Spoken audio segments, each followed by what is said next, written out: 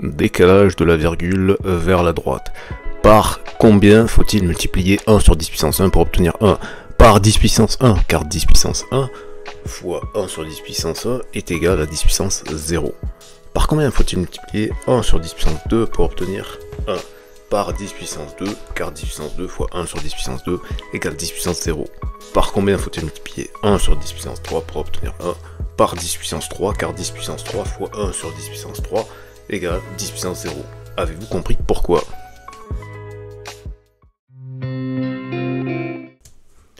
Puissance négative. Ainsi, 1 sur 10 puissance 1 égale 10 puissance moins 1. 1 sur 10 puissance 2 égale 10 puissance moins 2. Et 1 sur 10 puissance 3 égale 10 puissance moins 3. Avez-vous compris pourquoi?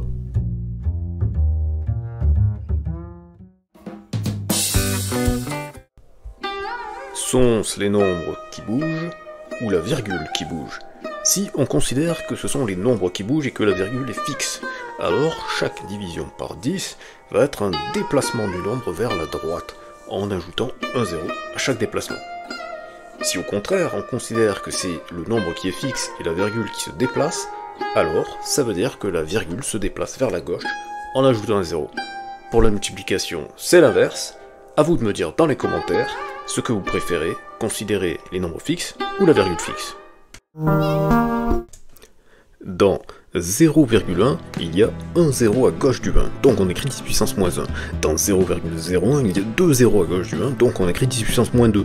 Dans 0,001, il y a 3 0 à gauche du 1, donc on écrit 10 puissance moins 3. Je pense que vous avez compris.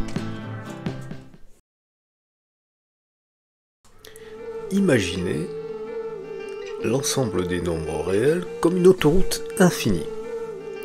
Une autoroute infinie qui aurait des piquets, des poteaux, indiquant les différentes puissances de 10.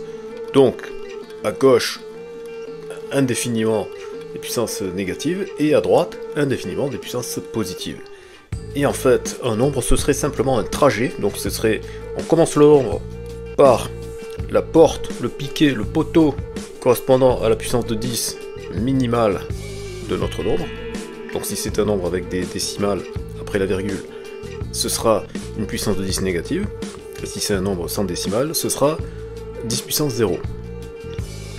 Et ensuite, on rajoute comme ça des valeurs à chaque piquet, et la dernière porte, le dernier poteau de la sortie correspond à la dernière valeur qui sera non nulle. Et après, au-delà de ça, c'est que des zéros. Ce qui fait que lorsque on va avoir besoin de faire des opérations comme des soustractions, eh bien on pourra aller chercher autant de zéros que nécessaire pour pouvoir adapter le calcul en fonction des trajets parcourus. Voilà, donc je vous invite à méditer sur cette petite analogie de on rentre, ça donne la plus petite décimale ou la plus petite unité, et ensuite on sort et ça nous donne l'unité maximale. Donc tout le trajet c'est que des puissances de 10, et on a une porte d'entrée, c'est la plus petite puissance de 10 qui intervient, et on a une porte de sortie, c'est la plus grande puissance de 10 qui intervient.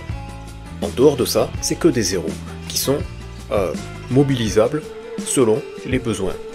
Donc en fin de compte, c'est plutôt, on a une infinité de zéros partout, et on va sélectionner une petite portion pour laquelle on va mettre autre chose que des zéros.